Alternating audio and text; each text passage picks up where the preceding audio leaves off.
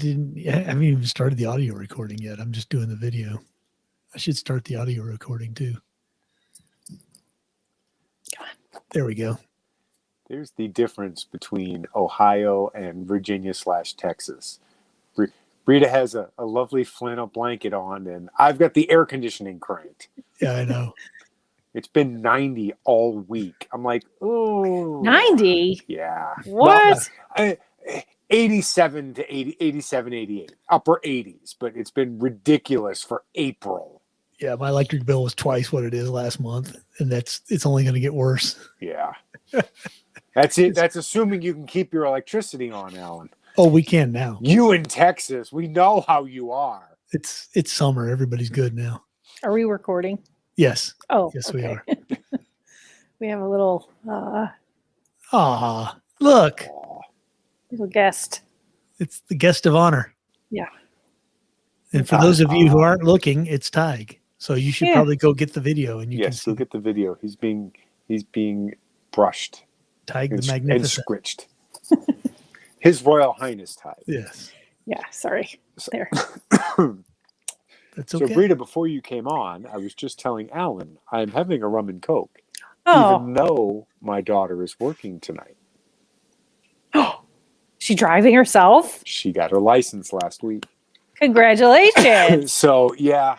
Yep. You're no longer the chauffeur. Good job, Dad. The chauffeur. We have successfully so cool. 4 drivers in the family God. now.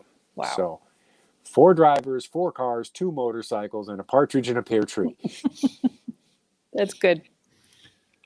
I think I need to tilt my camera. I don't think we have as many cars as Alan yet, but hey, I only have 2. Yes, but you're only one person. We might be buying a second car. Yay! Awesome. Amazing. Another Mercury. No. You're getting something bigger. A Crown Vic. A Crown Vic to go with your Mercury.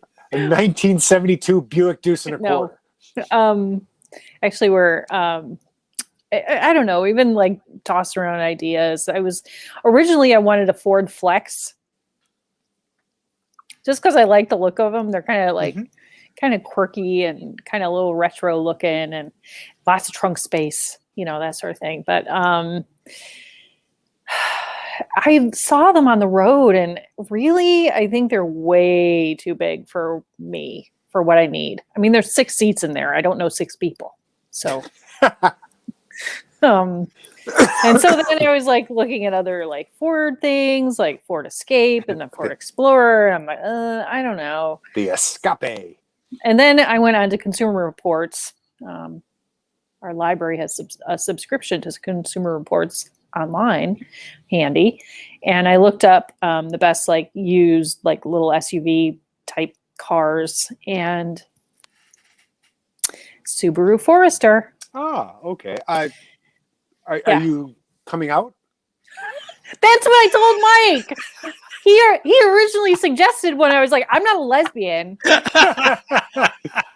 No, but you drive one. Everyone will think you are. Not that there's anything wrong with that. No, there's nothing wrong with it. But like, yeah. I'm sorry, Tyke. It might be too loud. I'm sorry, buddy. So, I don't know. And I was on Carfax and I was looking around and seeing what's available. I was like, okay, I'm just going to look at the Subaru Forester, and there's a couple like nearby, and I kind of like them. Like, they're not too big, and it's got a trunk, kind of a hatchbacky. It's almost like a station wagon, really. I drive a RAV4, so I'm very familiar with that style. We actually looked at the Forester, and you said I'm not a lesbian. No, it really boiled down to nobody in the Subaru dealership was paying any attention to us. We're like, hi, we talked to somebody, and they just ignored us. So we rude. Left. Well, because you're not lesbians. Apparently, that's probably they probably knew you weren't serious because you weren't lesbian. It was a lack of flannel. So yeah, but I'll put my plug in for the RAV4. It's been a great little car. Knock on wood. Okay. So. Well, I kind of also looked at those. I'm we're just kind of looking. Yeah. Toyotas So- are good cars. They're good used cars. Yeah. And the RAV4 is a perfect size for a used car because it's not like Alan's F-150. Never buy a pickup used because, you know, they could have been towing a 38-foot camper overloaded. Yeah, you know. unless you're buying it from somebody you know, Yes, and you know how it was used. you know the but yeah, product. you're right. Trucks can be really abused in bad ways. Even Jeeps, Alan. Oh, I yeah. must have told you the story. I saw a Wrangler like yours Mhm. towing a 31-foot travel trailer. I know people are nuts. And I'm Yikes. like, that's not rated for anywhere near that. Yeah, Jeep like mine, the towing capacity is 2,000 pounds. Tops. Yeah, and this is easily an 8,000-pound trailer. I mean, if it was Yeah. an ultralight, it was bigger than the one I towed with my V8 Ram. And I'm like looking, it's like this giant bunkhouse. And I'm like, that's a Wrangler. The most that has is a 6-cylinder. That's one of the things with the Subaru Forester. I'm a little bit worried about like how little the engine is. It's a 4-cylinder. You'll be fine. Trust me. Yeah, it also weighs about half what you're used to on Joyce. I bet horsepower per pound. It's maybe higher on the Forester than on Joyce. Well, so I like my Joyce engine. Yeah, we can find you something turbocharged. Let's see. That Joyce is a 2005? What's the year? Something like that, yeah. So the horsepower of that's like a 5-liter V8. Yeah. Probably round 200. Yeah, I was gonna say about 200-ish. Right. RAV4 has 175 in the 4-cylinder. And weighs less than half as much. So. Oh, we'll see. Yeah, I'm saying modern. It's surprising. It's hard to imagine, but not to get too car-y, but they in the last 20 years they have made insane strides in getting horsepower out of smaller displacement engines. Yep. You look at a V8,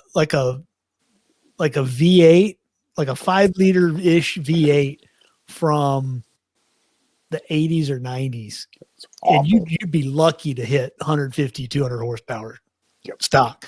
Yep. It's crazy. And just about any little 4-cylinder can beat that now. So, and forget, if it's like a turbo or something you're even doing better. So anyway, digression. We'll end car talk with Dick and Clack here. Yeah. So, yeah. Well, congratulations, Jay. So yeah, we had a milestone. You've hit a mile. You're no longer the chauffeur. And yeah, driving around all over the place. So I'm back in that. Every time I get a text, I'm like, "What happened?" Oh. So does she have her own car, or she just driving one of yours? She has the PT Cruiser. Oh, yep, the fabulous PT Cruiser. Yep, her brother bought a. I think I mentioned it. My son, when he bought it when he was 19, but he's in the Navy. He's got food, lodging, everything's paid for. He's got money coming in. He's going to go buy a car. What's the stereotype? You're thinking big jacked up pickup truck, muscle car. My son, Honda Fit. Wow. He's just, it's That's an interesting choice. It gets great gas mileage. It gets like 40 miles to the gallon on the highway. He loves it. Absolutely loves it. Okay. Which is funny because he's 6'4". He's enormous. Yeah. And it's a little teeny car. It's a very little car. What color is it? It's white. Okay. It's white. He bought it last year, but it was 19. So he got an even better deal because it was a holdover. There you go. And he's like ridiculously sensible. I'm like, oh no, I would have been 19 years old, steady income. I would have been like Mustang, Camaro, Challenger, big V8, and something stupid. Yeah, exactly. Yeah. Something stupid. My boy. That's what you do. I don't know what happened. I don't know how he became responsible, but he did. Probably despite me. But It goes in generations. We had the, we kept the PT Cruiser because, my daughter had her permit and obviously we'd be getting her license, and it costs next to nothing to keep it. I mean, it's like $300 a year to insure. It's ridiculous. Oh, wow. Well, we don't have, there's no point in having collision or comp. Nobody's going to steal it. Right. And if we wreck it, once you get the deductible out of the way, we're going to get like $300, and that's what it would cost every 6 months if we had collision. So it's just, the liability, and the excise tax is like $50 a year because the car's worth like 18 cents. So I remember the big I was trying to think when I was in the Marine Corps, the stupid thing people did was there'd be like, and it probably still happens on every base. There's this like base car that everybody gets the same car. No. It's the base car. Like, it's this car that somebody bought a long time ago, and it changes hands every 3 months because whoever owned it has to go on deployment. Yep. So they want to sell it. And so instead of going in and registering it, they just add their name to the bill of sale at the bottom. So you get this sheet of paper with like 20 names on it. And then, and it's like a hot potato. Whoever has it when the registration expires has to go register it and pay for it and all that kind of stuff. But until then, it's just like name after name after name after name after name. Now, I know this is all pre, internet and stuff, but I'm just thinking, imagine that today when you ran the Carfax list of owners. Yeah, 57 owners. Yeah, except that they would have to all register it, and they never do. Yeah, because why? Yeah, you have it for 3 months, and then you pass it on to the next sucker. Get your $1,000 and go ship out. So what else is going on in the world? Anything new and exciting? Well, it snowed last week here. Gosh. And then it was this week, it has been like 70s, like upper 70s, and now it's raining in 50s. So we're having the crazy. I mean, like last week, we had like 3-4 inches of snow. It like, bam. Like the third week of April. Yeah. And it was like classic lake effect because the morning after it snowed, I went to a store that's like literally right on the lake shore, and there was nothing. Yeah. Zero. And then as you gradually drove away from the lake, it was the snow increase. So classic lake effect. Well, I went out of town. Hoping that's the last one for the year. We're hoping it will be. Yeah. Yep. For the season. It may snow in December. Yeah, it will. It will probably snow in October. Yeah. I went out of town for 4 days and didn't really watch the news. And so when I got back home, I continued to not watch the news, and it's been great. I just hadn't paid attention to anything. So where did you go, Alan? Yeah. Oh, I went to Arkansas again. The off-road park up there. Went four-wheeling. Jeeping. Arkansas, are they going to have constitutional carry before Texas? Oh, shit, probably. We know Tennessee did. Wasn't Tennessee like what Texas was before Texas was Texas? Yeah, I think so. A lot of the people at the Alamo came from Tennessee. So, well, you guys have like the CCW permit mafia there. Yeah, we do. It's pretty bad, and they're in cahoots with the state. Oh, is that why? Gun organization. How will we sell the concealed carry classes if everything is? That's exactly what it is. The House passed it, and they said they don't have the votes to pass it in the Senate. It's like, guys, you just have to work harder. That's all. You still need it for reciprocity, and you can sell other classes. That's the other thing. I don't. Yeah, but it's the concealed carry class trainer mafia, man. They got a chokehold on it. I'm pretty sure that's why Florida doesn't have constitutional carry too. Probably the same reason. because Florida and Texas were so early to the concealed carry game, the training, organization, everybody's so entrenched and they make so much money off of it. And the states are so big and so populous that there's, and it's easy. That's the whole thing is you've got your set criteria, Yeah, but it's so stupid. I shouldn't have to. I mean, I just renewed mine and it was like $60 and I just renewed it online for another 5 years. And I don't know. It's just pointless. I shouldn't have to do that. It reminds me. I would check mine. I would anyway, because I want to carry in other states. And that's really the only way to do it, unless you go to a state that's also constitutional carry. But still, it's ridiculous. You know what I mean? It's like that whole, you shouldn't have to pay money to exercise a constitutional right. What bothers me the most about it is that only the good people are going to go through the trouble of getting the permits. And they're the people. That's always the case. They're the people you don't need to worry about. Yeah. Mookie and some dude aren't going to do it. And anyway, I probably said more than I should anyway, but that's all right. Well, it's nothing that, everyone doesn't already know. Yeah.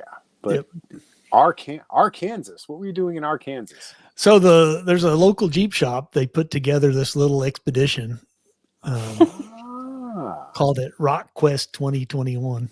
And we went to, it was 8 Jeeps, and we drove up to this little off-road park outside of Hot Springs and did some trail running and rock crawling. And we drove up there Friday, drove around Friday night, Saturday, Sunday, came back Monday. Nice. Now, did you camp, or was it? Oh, hell no! I stayed in a hotel.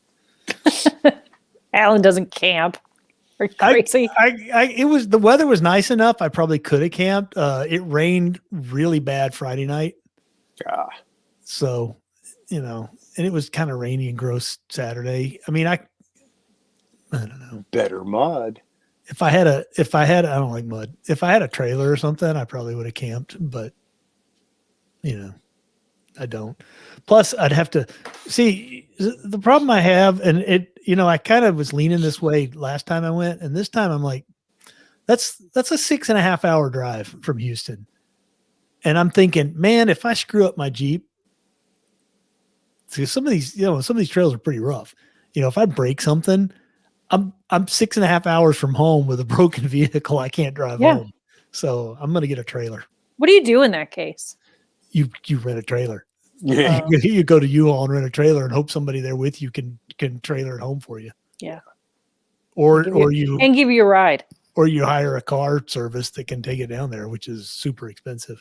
That's what happened last time. This guy's broke his track bar, tie rod. He broke something on the front end, and we had to rent a U-Haul. And fortunately, somebody had a pickup and was able to trailer it back home. So.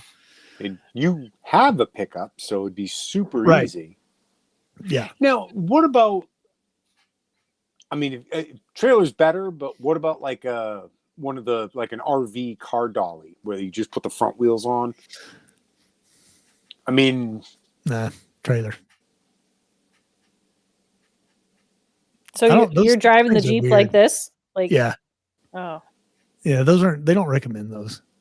Okay. But if you had like a front wheel drive car with freewheeling rear, that might work, but not a good idea. Yeah, it would be for a Jeep. It's better to put it in neutral and do a four wheel tow, like with a tow bar. Well, they do have some of the setups like that. My folks had a big RV they towed a car with, and actually it was a Jeep. Yeah, my dad had a Wrangler. Jeeps are really popular for that because you put the transfer case in neutral and all four wheels just roll on their own. There's no stress on the transmission or anything. So, but again, it's a less expensive, because trailers, it's like if you find the right one, you find like a used one on Craigslist, it can be dirt cheap. Yep. And there's nothing to them. Yep. Yeah, flatbed trailer. You Yeah. can get you can get a new one for less than $3,000. So Right. used ones are even less. So Because you don't need, and we're boring breed it to boring death. breed it to death here. So Ellen needs a trailer. Breed is looking at Foresters. Yes. Yeah. All right. Well, Joe Biden wants to ban menthol cigarettes. Oh my God. That's my favorite thing of the week, I think.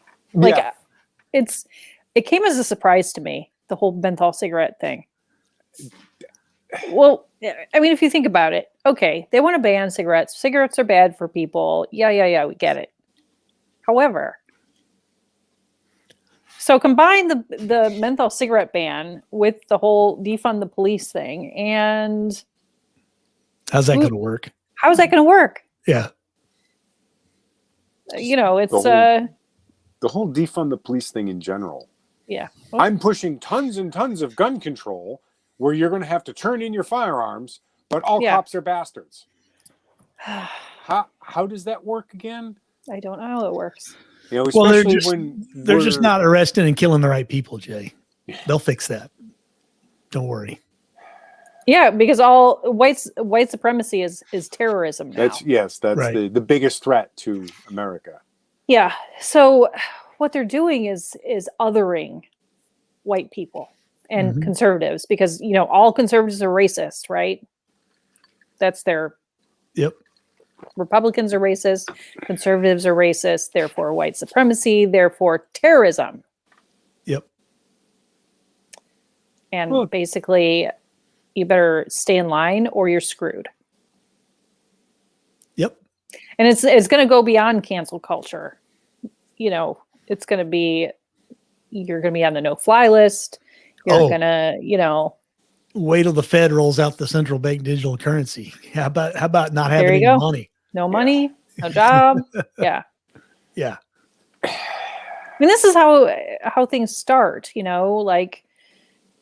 I don't want to, what is the thing with Nazis and Godwin? I don't want to Godwin myself, but I mean, it's the othering of a group of people. Except it's only Godwin when it's not actually related to Nazis. Yeah. When you're talking about authoritarian dictatorships and stuff. Yeah, I guess so. I mean, it's just an example. It's the same thing that has happened throughout history too. Yep. Every sort of, I've got cat hair in my mouth. I'm sorry. But throughout history, that's the thing. Like, if you're the out group, then good luck to you. Usually though, see, this is where I don't really understand the Democrat playbook, because usually the othering is some minority that nobody likes. You mean like the Jews and the Asians and yeah. I mean, it's usually not. Well, they're emboldened now, I think. At this point, they're feeling emboldened. They're in control and they're in charge, and they control the media and the schools and the culture and the government now. And so, but they're the resistance. That's my favorite. That's my favorite. Yeah. Fight the power. You are the power, you nitwits. You brought up Asians, Brita. And I find it supremely interesting because, we had very recently to stop Asian hate. And it was it was Donald Trump's fault for calling the coronavirus the Wuhan flu. And he's a horrible racist and he's responsible for Asian hate. Yet Joe Biden, talking to the Japanese prime minister, congratulates that Japanese boy for winning the Masters. A 29-year-old Japanese golfer.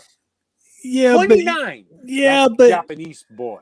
Yeah, but I mean, to somebody who's 103, 29 is. That's what I was going to say. Right? I almost give him a pass because he's so old that anybody under 50 is a boy to him. Well, Well,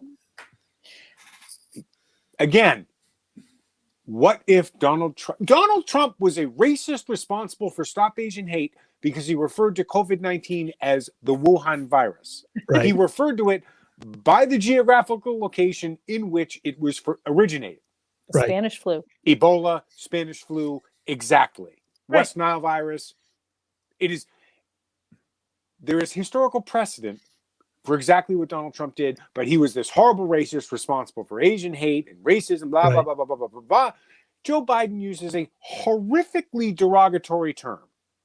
You call someone boy in the right context, you're going to get punched. And, I mean, not only was there no backlash, there was just crickets. It didn't happen. You know, again, as Brita mentioned, since the leftists control everything, nobody heard about it, so it didn't happen. You know, if a Democrat calls someone a slur in the forest and the media doesn't report it, did it actually happen? Right. No. And, you know, I keep seeing these, you know, they keep pushing these police shootings and defund the police and this, that, and the other. You know, defund the police, but only the police should have guns. You're falling into the fallacy of the left because you expect them to be consistent and logical, and right? They just aren't, and they never will be. They don't work that way. Well, they operate. The left is built on gaslighting. They just make shit up and tell you that's just the way things are. History began this morning. Right. The one thing that concerns me is we're now giving the military ideological purity tests. Right. And yeah, that's concerning. Stand down for extremism. And right. We're vetting for any possible ties to extremists. You know, like Pepe the Frog. I like Pepe. I wish I was joking. A cartoon frog is, you know, oh, that's extremist tendencies. You're talking about 19-year-old kids, okay? They share memes. It's what they do. Yeah. Okay, I work with millennials. That's how they communicate. They communicate via memes. Oh, look. They spend the entire lunch period showing each other memes. Look. Oh. Speaking of memes. I have a solution for Brita's problem. I have a problem? What's my problem? The problem with your meme. What are you talking about? Your carry a gun meme. Oh, Jesus. Okay. Remember from the dawn of the internet? Remember Disaster Girl? No. The picture of the little girl smiling in front of the house fire? Yes. She's 21 now. And she just sold her meme for $500,000 as an NFT. Wow. So you should sell an NFT of your carry a gun meme. What's an NFT? Non-fungible token. Here's Alan and his Bitcoin again. It's not Bitcoin. It's art. It's a way to sell ownership of art. You own the thing. Yeah. So you can sell an NFT of your. So wait. Okay. So carry a gun meme. Let me just get this clear. So an NFT is okay. It's not an actual thing. It's a thing that exists on the internet as a picture, or it can be anything. It's like the ownership rights of anything, basically. Well, I know that they did an NFT, and I don't know if they called it an NFT at the time, but remember like a couple years ago where this artist became famous because he duct taped a banana to the wall. The banana, right. And he sold he sold the NFT or I don't think it was an NFT at that time, but that's basically it. That's the idea. You sell.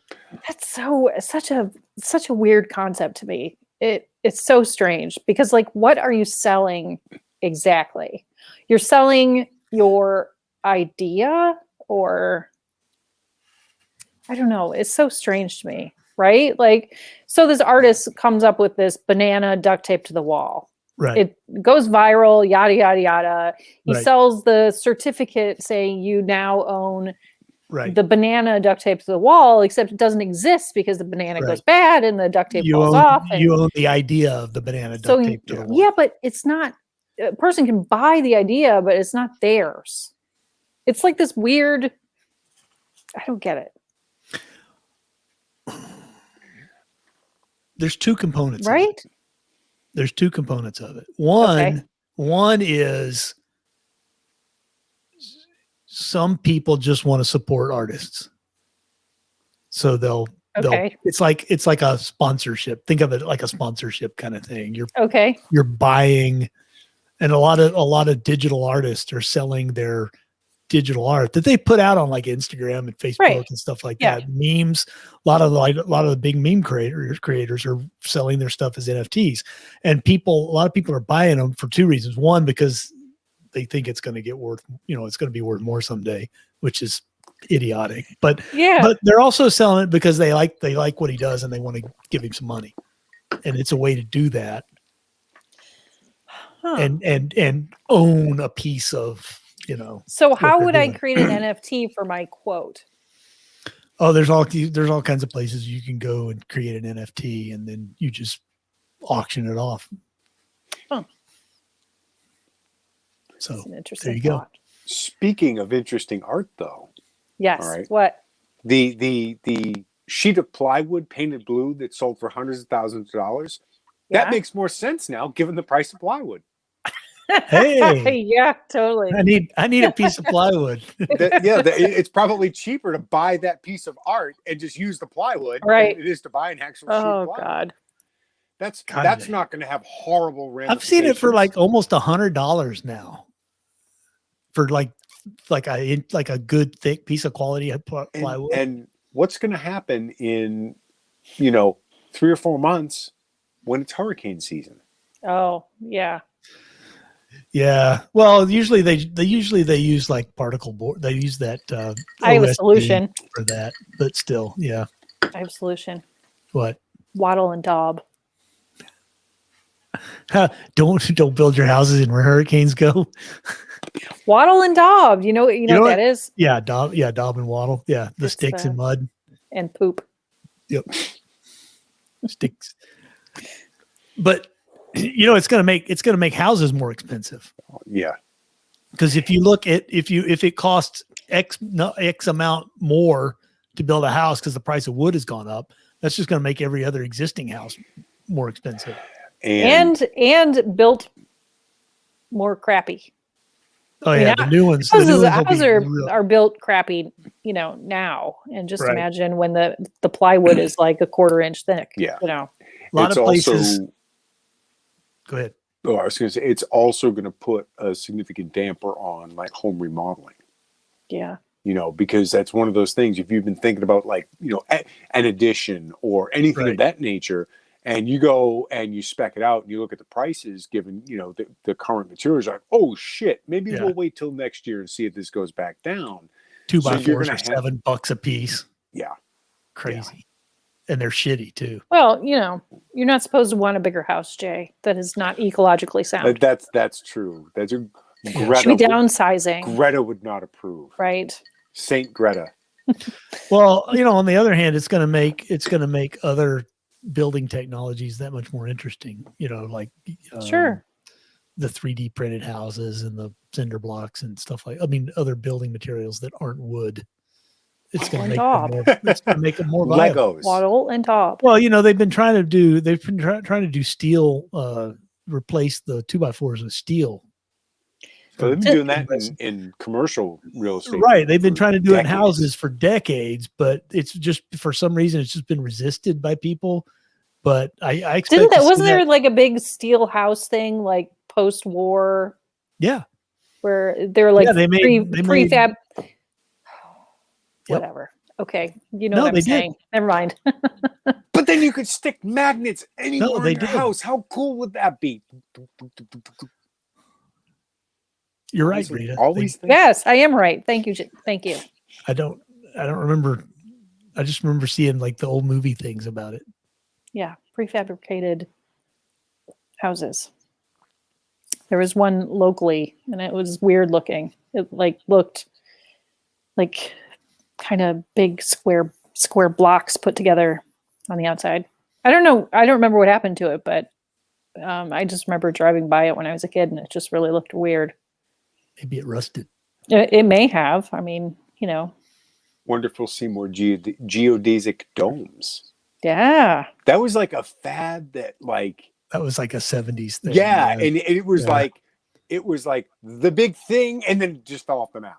A friend of mine growing up had a geodesic dome. He didn't live in one, but his next door neighbor had one. Wow. So like every time I went over his house, it'd be like, oh, there's a giant soccer ball in your backyard.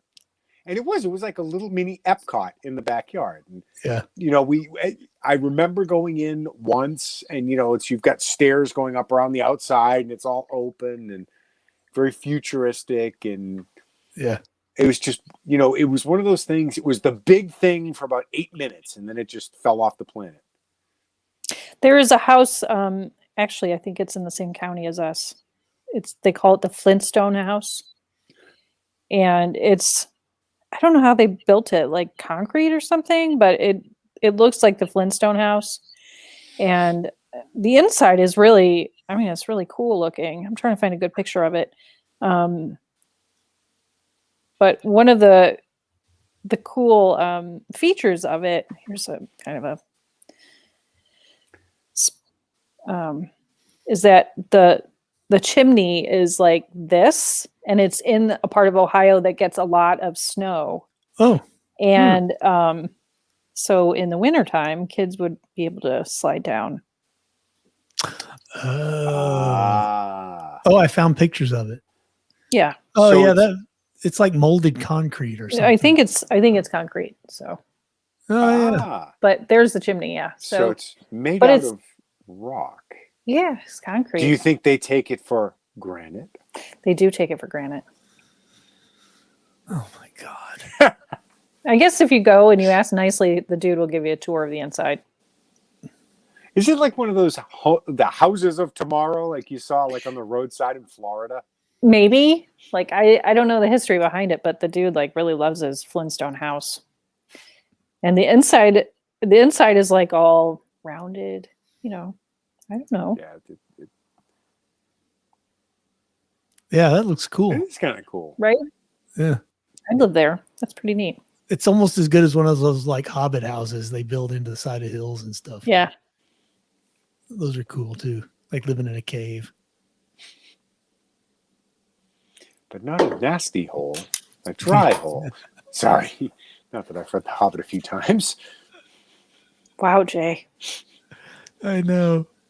Your nerdery knows no bounds. There's a lot of it. So, but yeah. Other than illegal menthol cigarettes and skyrocketing lumber prices, and let's see what, and you know, Japanese boys.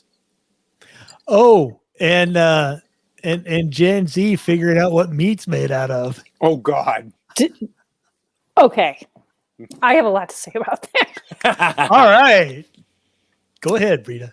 Well, it came out I think the first time I saw the article, it was like on notthebee.com, which is an excellent website. Everybody should read it every day because it's really funny. But you know, it's shit that's like so wild that it's not parody. It's actually real life. It's news. But there was a Twitter thread of, I guess, Gen Z, right? Not millennials. They were younger than that. Right. That just learning what meat is. They had no idea that meat was the muscle of an animal. No idea. What else did you think? So some people, it comes from the store in a package. Well, yeah, that's the problem. Grows in styrofoam containers. Mm-hmm.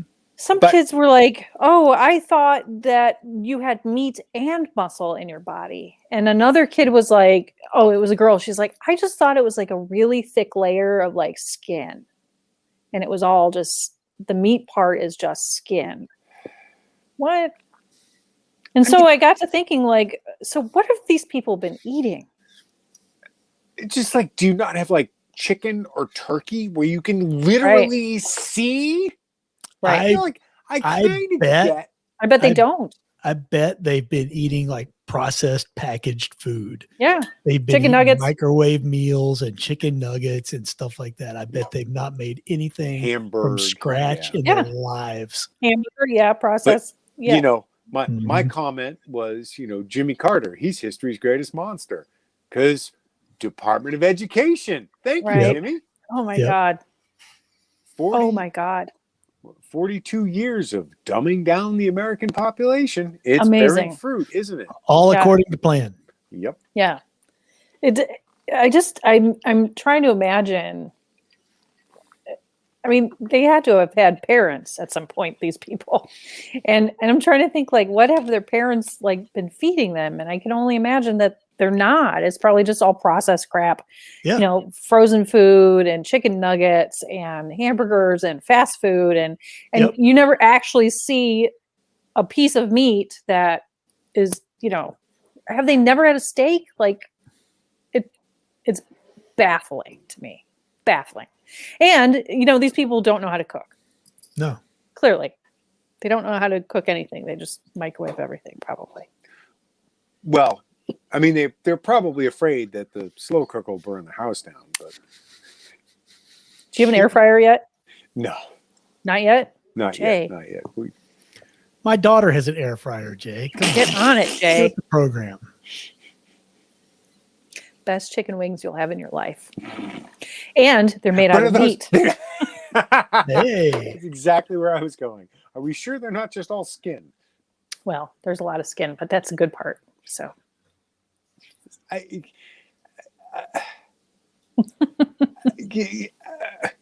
See, I took biology and A&P, and right. I don't understand how you cannot put two and two together. I mean, it's just there's a level of incuriosity that just it saddens me and it frightens me. Yeah, you know that you would in an age where literally all of human history is in the palm of your hand. You can literally look up anything you want. Yes, indeed. And they'd rather just stay ignorant. I had no idea. Well, look at the teachers. Look at the teachers in California, for instance, that are refusing to go back to teaching students. One of the reasons that they can do that is because they weren't fucking teaching them anything anyway. Right. They're babysitting. Yeah, they know it. Yeah, they know it. They're like, I'm not going to risk. I'm not going to. And then they're doing it because they can, because they have the power. I think it's going to be a big backlash for the teachers. Oh, I think it will too. People are going to start being like, wait a minute, why are we paying you? Yeah. I've been homeschooling my kid all year. Why does three quarters of my property tax goes to the local school district? People are going to be going, hey, you're not teaching my kid. Yep. Well, I'm not paying for it. It's interesting that you mentioned that, Helen, because in Massachusetts, and I know there's other states that do this, you can't raise your property tax more than a certain amount. In Massachusetts, it's 2.5%. It was a proposition back in like the 70s where they passed it, and you can only raise your property tax 2.5%. Any more than that, and it has to go to a townwide vote. Right. Okay. And this is the rule it's more than just Mass. I've seen it around in other states. Yeah. And whenever there was an override in my town, the town I grew up in, the town that I lived in before I moved to Virginia, anytime there was an override, there were two things that they did. One was, we're going to have to lay off the police officers. And, which was interesting because when I grew up, there were literally 2 police cars. There were 2. There were like 4 cops. Oh, no. But, Yeah. And the second one was, we won't be able to pay all the teachers. And that was the tug the heartstrings. And I'm like, that's what it always is. It's going to be awfully hard to go in front of the town and say, we want to raise your taxes 5% this year so that, the teachers can get a pay raise. And people are going to be like, fuck them. They haven't worked all year. Right. Except they found a workaround. They just said, oh, guess what? Your property's worth 10% more.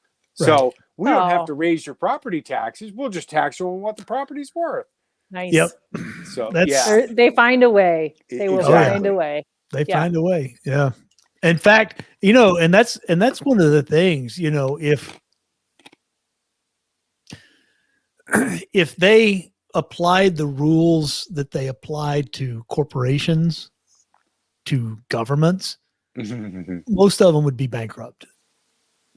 City states, because their liabilities grossly exceed every city in California, the state of California, the state of Illinois, the city of Chicago, the city of New York. These cities have pension liabilities that they cannot and will not ever meet. Yep. Right. If I owned property in any one of those cities or states, I would be trying to unload it as fast as possible, because that's who they're going to come after to make up that difference. They're going to slam the property owners, because that's where else are they going to get the money? Gee, maybe that's why they were so hot for rent forgiveness. And you don't have to pay rent because of the pandemic. Mm-hmm. Right. Because if you own a large piece of residential property that you're renting out, I'll bet you dollars to donuts, even though you're not taking in any rent, you're still paying property tax. Oh, absolutely. They don't forget the taxes. They didn't say, oh, no, it's okay, you don't have to pay property tax. They went, no, they didn't. In fact, a lot of landlords. So it's been a very common thing for the last 30 or 40 years that that a lot of people are paying for their retirement with rental income. So they go rent a house, they use it to, they buy a little house, they rent it, they use the rent to pay off the house, and then they go get another one. And by the time they're ready to retire, they have a comfortable rental income. Well, now they've got tenants that haven't paid rent in a year. They've had to pay taxes. They're losing everything, and they're having to sell out to big corporate owners. Sure. Much like the mom and pop businesses who get their money basically for nothing from their banker buddies. They're getting those 0% loans. Yeah. Well, again, like the mom and pop businesses were closing, right, because they couldn't be open by government fiat, right, during the pandemic. Yeah, but Walmart was open. Stayed open. Amazon's always open. Yep. Boondoggle. Yeah, Boondoggle. Did you notice the anti-Walmart rhetoric kind of died off? Imagine that. Yeah. It also died off with the whole, once Biden won, the whole, $15 minimum wage kind of blew. Yep. Oh no, he just mentioned it last night in the speech. Yeah, but it's not going to happen. No, he can talk about it. He could, because the companies. What's one more thing? Because the companies that are in charge of the Democratic Party don't want to pay it. That's why. You know what? But the I am not unions, buying Alan. it. Yeah, the unions aren't I in just charge think anymore. that at this point, don't discount what they will try to do. Yeah.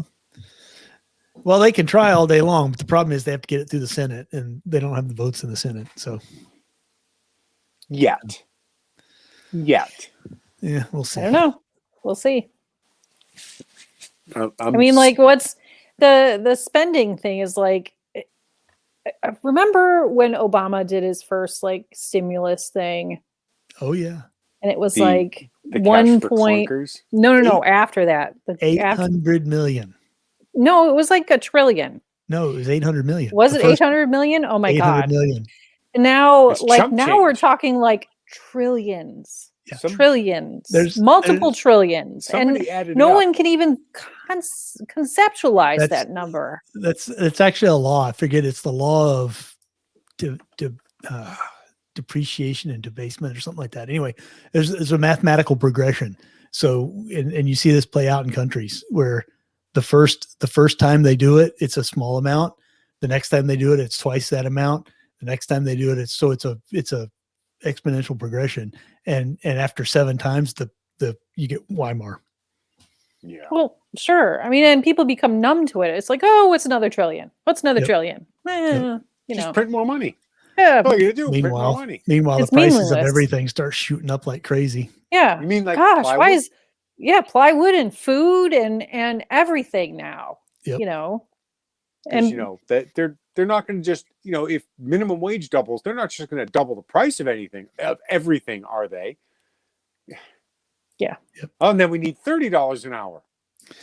I don't know why we need a minimum hour. wage increase, though. It's impossible to get people to go to work. Nobody wants to go to work. Yeah, that's true. There's like 16 million people sitting at home collecting unemployment right now. I want to figure out how to do that. I'm just going to sell some of my plywood and retire. Yeah. There you go. Been sitting on this stack of plywood in the garage for 6 years. I'm finally going to sell it. It's my retirement plan. Yeah. Actually, I had a good plan this week. The library, I have to tell you that the library is so dead. Like, I have nothing to do all day long. There's no patrons coming in. It's sad. We were busier when we were doing curbside service only. Really? Even with tax season extended? Yeah. I figured they'd still be coming in asking for the tax forms. There are a few people, maybe one person per day asking for tax forms. Wow. And like we used to have pre-COVID, we used to have like 16 computers, public computers. And it was like a constant, lots of people on the computers all day long, And now we have 4 computers, and most of the time during the day, I will look up and they're empty. Wow. Yeah. And all of our DVDs just sit on the shelf. And I mean, it's like weird. The only group of people that regularly come in and check out material are the Orthodox Jews in the city, because we have a rabbinical college in the city, and Orthodox, and they're the only group of people the dreadlocks. Some of them have, they're not that Orthodox. They're not like ultra Orthodox. They're Orthodox, but yeah. They're the only ones that really come in and check out material. So I had a good idea today, because I had a meeting this week, and part of the meeting was the library director telling us all about this webinar she took from this guy who is like this homeless person expert. I don't know, social services guy. I don't know. It doesn't matter. But I said to my manager, who I've worked with, we've worked the same amount of years. We started the same year together. So between us, we have 40 years of library experience. I said to her, why don't we start a consulting firm? Great idea. And sell webinars to libraries. Yep. Consulting. Come on. There you go. You don't really have to do anything. You just, talk and sell your thing. Put together a fancy PowerPoint presentation. There you go. Get your NFT, you're good to go. Right. Yeah. I'm almost a millionaire. That Forester is just around the corner. Almost. Alan, the light behind you just came on. Oh yeah, it's on a timer. Oh, okay. It comes on when the sun officially sets. How sensitive is it? Alexa, turn off the lights. It's not that sensitive. It doesn't interface with the talkie thingy. I thought it was maybe the motion sensor for the cat. No. It's just on a timer. Okay. I've noticed it in other episodes. I'm like, why is that light come on? There is exactly one cat. Where? I don't know. Oh, there it is right there. Oh, there. Oop, there. Which one is it? That's Amy. No. Curled up asleep on the scratcher. I have nothing for show and tell tonight. I'm sorry. Everybody else is slacking. Uh-oh. I have a show and tell. I have one. What do you have, Alan? I think I went first last time. Okay, well, I'll go. Let's see if I can. So Jay whipped his out last time. Excuse me while I whip this out. I had to go find mine. Okay. Nice. I've had this since I was in high school. Wow. What is it with boys in high school and butterfly knives? I got it. I forget where it was. I think I got it at a gun show, but it was just a cheap. Of course you did. Chinese. Yep. It's beat to hell. It's Oh yeah. Crappy. Well, they were big in the 80s. like Yeah. the action movies. You know, it was Oh, one of yeah. those. Yeah, there was like a zillion karate movies in the 80s, like American Ninja, and just all of these, and all of them had butterfly knives. Oh yeah, we made throwing stars in shop class and all that kind of stuff. Bruce Lee movies were real big. Absolutely. Yeah. There was a butterfly knife in the Goonies. Yeah. Was there? So one of the bad guys. Because I remember he opened it like this. Yeah. Even I know that's wrong. Yeah, yes, this one's exactly. This one's so worn out that it's probably not even safe at this point. The blade will go flying off. Alan, do you have chips in the blade from when you flip it around and the latch? Yeah. Yeah. You can see on this one, it's got a few. Yeah. Where it hits the latch. It hits the latch, yeah. Right, like that. Clunk. Yep. Yes. Exactly. Yeah. Exactly. And you're like, oops. This one hasn't got to the point where I take it to the angle grinder to kind of reshape it. So, yep. So there you go. Yes. So that's so I had that in high school. So it's like what? Old. 40 years old. It's old. 102. Wow. Some serious sauce from the librarian. Yeah. So I have. Ooh. Wow. Ooh. What? Looks like one of those Klingon weapons. It does. This is made by VZ, the same people that make grips for handguns. Okay. It is 100% G10. Oh. Wow. So you can carry that in an airport. I did not say that. I did not hint at that. Yeah, but you can. Again, it is all G10. There's no metal whatsoever in it.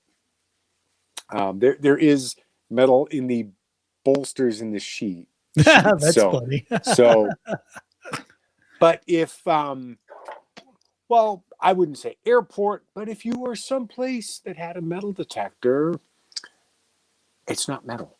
So anyway, not that we, of course, would, endorse. You can't get through the body scanner thingy. Exactly. Because it would show up. If it's just the magnetometer, you need metal to activate a magnetometer. So who's to say? But it's just kind of neat. It's very thin. It's super, super light. It doesn't have it's not a cutting edge, but it's a serrated edge. You can cut rope with this. So, if you needed to cut rope somewhere, this is an option. Rope. Exactly. So it is stupidly light and super strong. And it's very pointy. It's very pointy. It's a really cool pattern. Yeah, it is. Because it's, the dark parts are light and the light parts are dark on either side. So it is cool. It's just, it's neat. It's, we got it in from VZ, and it just struck me as really cool. It is cool. And of course it's, it's a dagger. So, my inner guinea's happy. So yeah. I got nothing. You never know when you got to stab somebody. You never know when you have to cut some rope. That's We're right. Just cutting rope. That's opening boxes. It's a tool, not a weapon. Exactly. Right. Exactly. You could probably use that tip as a toothpick. That's you could. That's what gets stuck in their teeth and just so. But yeah, and they have a whole bunch. There's like a bunch of different sizes, but this is kind of the coolest one. Where did Alan go? So he went to go get something else, something even cooler. Looking around my house, I got nothing. So I still have several decades. Me. Yeah. I have one of those as well. God, is that Cold Steel? It is. Who made this? I don't remember. I think I have one of those too. Yeah, you do.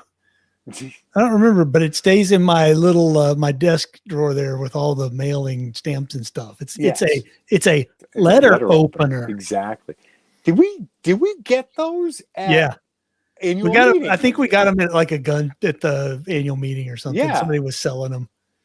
And but yeah, it's got you can see the little looks like a SR-71 shaped blade. Yeah, yep.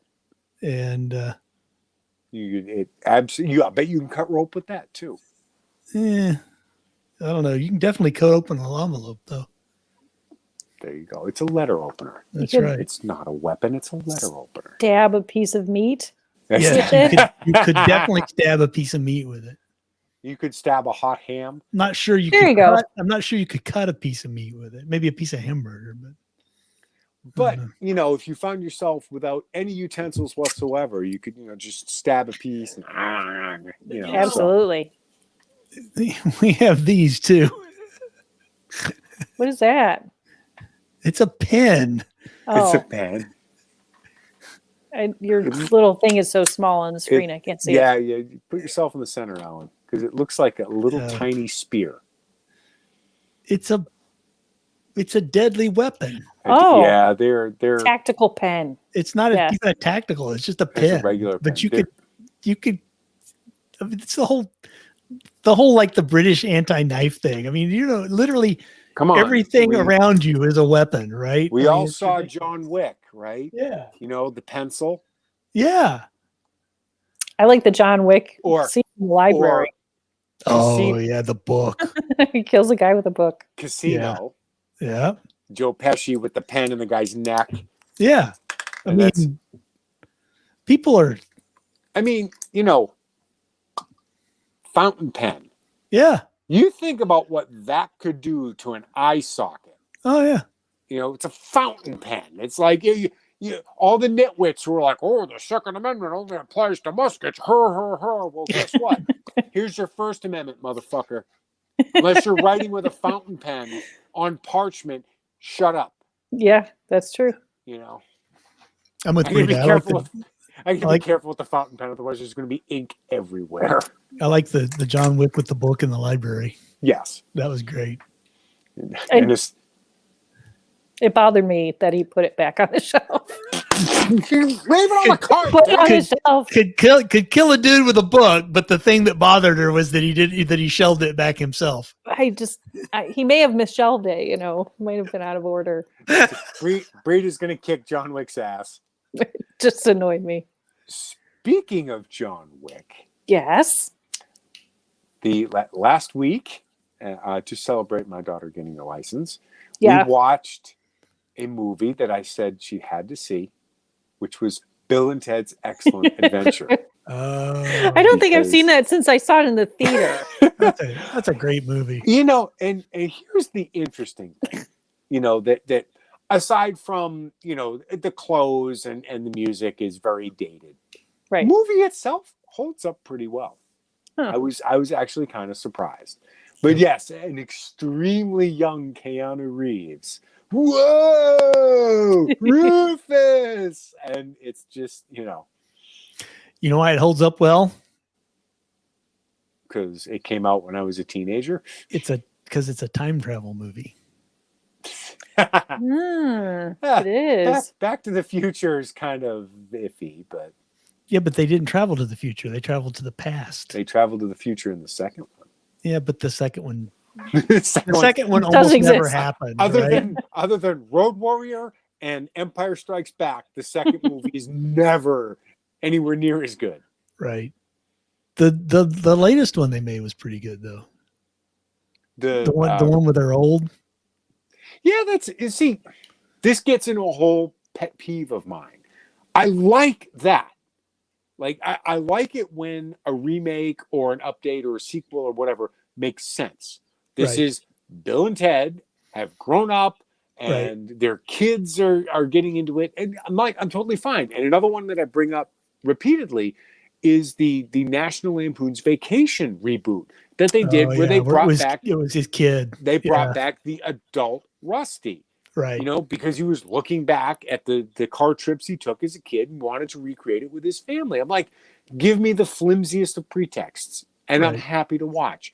Don't just say we're going to remake this movie and all of the characters are going to be gender bent, or they're all going to be, you know, gay space aliens, and, you know, whatever. Just give me a pretext. Look, there you go. I'll watch it. You know, with remakes, I've always thought, like, what's wrong with the original? Yeah. I remember they remade it was an Audrey Hepburn movie. It was Sabrina, and you know, now she's a teenage witch. It was like just some random actress with Harrison Ford as that was awful. and I was like, why bother? Like, the original is so good. Like, why bother remake it? You know, I've just never understood that about movie remakes. You know, but you're right. If some sort of pretext and like some sort of little story, okay, it makes sense. Let's do it. But just like a straight remake. What is the thing they're remaking now that I just saw and I'm like, aren't they remaking now? West Side Story. Oh, that's like, original. Why? Let me guess. It's going to be warring families. Why? Yeah. in Verona, Italy. They can't. How are they going to remake original stories? How are they going to remake West Side Story? Well, I saw a clip of it and it looked like a politically correct fashion. It looked the same to me as the original. Like, it was like a dancing with dresses and sharks and jets and dance fighting. I don't know. It just seems like, why? Doesn't make sense. I know it's to make money. It's going to be a musical set to Michael Jackson's Beat It, you know, just to complete the circle. Maybe. I don't know. And then although there are like classic stories like Shakespeare, like there's multiple versions of Romeo and Juliet, and they all make sense because it's the same story. Just and the best Romeo and Juliet is the one with Leonardo DiCaprio in it. You think so? Absolutely, the one that's set in the modern, but they use the original language. Mm-hmm. Awesome. I thought it was good too. Yeah, you know that one was in the same vein as the Heath Ledger film A Knight's Tale. Yeah. I saw the trailers for Knight's Tale where they're dancing around to David Bowie. Mm-hmm. And I'm just like, oh, that's fucking idiotic. Yeah. And then my wife and I sat down and watched it one night. I was like, this is actually pretty damn good, especially Chaucer. I'm not going to lie. Chaucer stole the whole thing, you know, and who was his redheaded sidekick? None other than Wash / Harry, the alien guy, Vanderspiegel. Yeah. Oh yeah. Alan Tudyk was in. Interesting. A Knight's Tale. You know, it was just a fun. You know, just don't think about it too much. Right. The Joss Whedon Much Ado About Nothing was fantastic. That was really good too. Yeah. Yeah. Mm-hmm. I like it where they don't try to remake the language. I like it when they keep the language and they keep the pacing that would have been done. Because you see, like, I don't know, in the 60s and 70s, there were so many of those British adaptations of the Shakespeare stuff, and they were all like slow and plodding and boring and all that kind of stuff. And I grew up hating Shakespeare until I took a really good literature class in college where the teacher was actually like, hey, Shakespeare, this was like Shakespeare in the play was supposed to be more like a modern music video. It was fast paced, jump cuts. It was like boom, boom, boom, boom, boom. And all these inside jokes that you had to know. And if you know them, it's actually funny. And, you know. Yeah. And it's not meant to be read. It's meant to be watched. It's meant to be performed. Yeah. You know, and that's the hardest thing is like, you just sit there and you read it and you're like, oh my God, if I see forsooth one more time, my brain is going to leak out of my ear. We not this past summer, but previous summers, one of our favorite things to do is there's free Shakespeare in the park in the Cleveland area. and is put on by this, acting troupe. And one year they did a play, and I can't remember which one it was, but because they had no male actors audition, the whole cast was female. Oh, And wow. it was like, at first it was a little bit like, wait, what? But it was so well done, and you just get into it, and it's like the story and the acting, and it was great. So it was like the opposite of the original. I was just gonna say. Yeah, absolutely. It was where the- cool. 180. Where the women were played by boys. Right. Yeah. Yeah, it's cool. We actually watched. That's totally doable, though. Why not? Yeah. A Moon for the Misbegotten. I believe it's a Eugene O'Neill play. A small local theater when it lived up in Mass.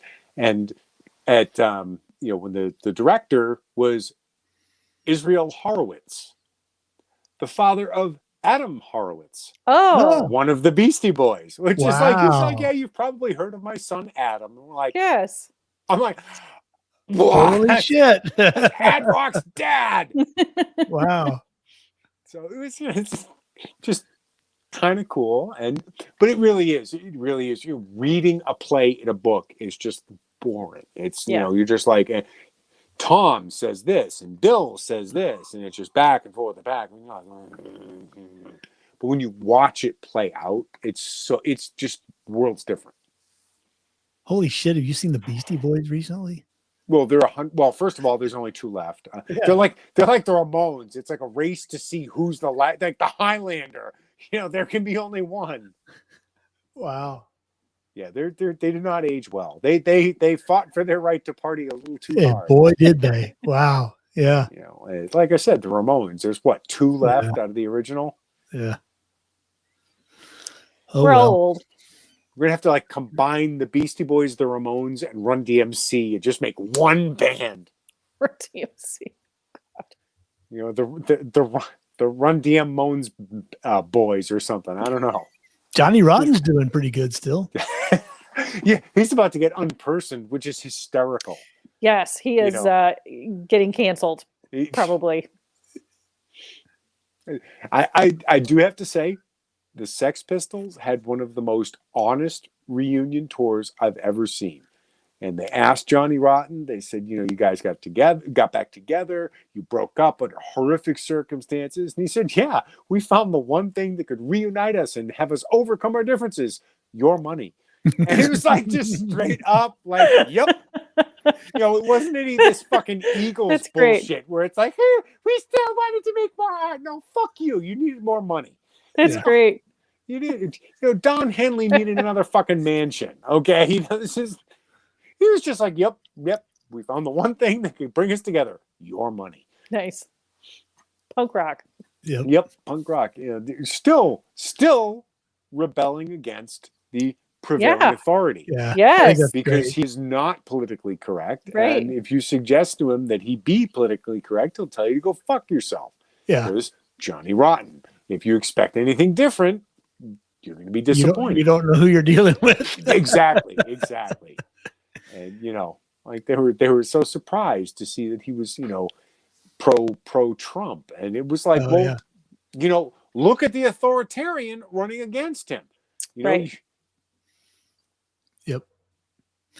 The biggest problem we have right now that's in the media every 5 seconds is the police shooting a minority person. So what are we going to do? We're going to make the type of cigarettes that minorities prefer illegal, because that won't cause any problems at all. No. Remember when the cops killed that guy for selling cigarettes on the street? Eric Garner. Yeah. Yep. How many are they going to kill over menthol cigarettes? Yep. Yeah. Because that's going to end well. Oh, they market to. Well, I don't think it's going to happen. I think he's just. I'm like, okay, they haven't marketed cigarettes in how many decades? Oh, right. Yeah. It's not. That's the part that gets me. It's like, Joe, it's not 1990 anymore.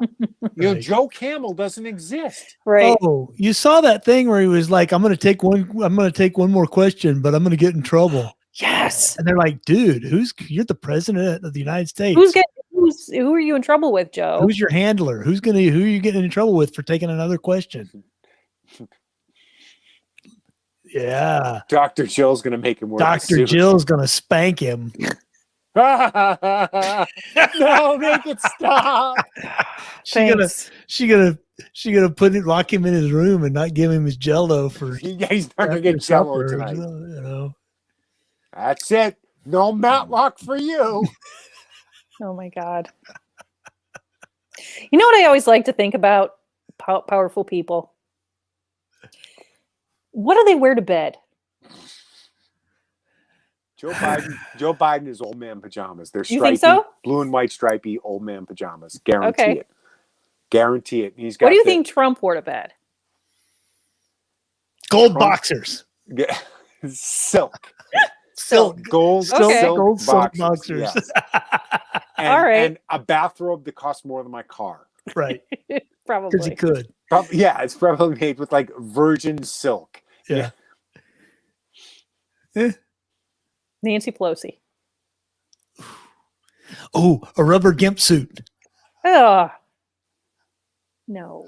Yes. Nancy Pelosi is a hyperbaric chamber. Nancy Pelosi takes off the lizard inhabiting Nancy Pelosi takes off the Nancy Pelosi suit to go to bed. She just suns herself on a giant rock. She plays out on a big rock with a heat lamp. That's exactly right. Like my Sits there and turtle. goes, God, I'm glad to get out of that thing. Jesus. Oh boy. And on that note. On that note, yes. Good night. I think we've had an extra long show. So Yeah, we have. Good night, everybody. all right. Good night, y'all. Bye. See ya.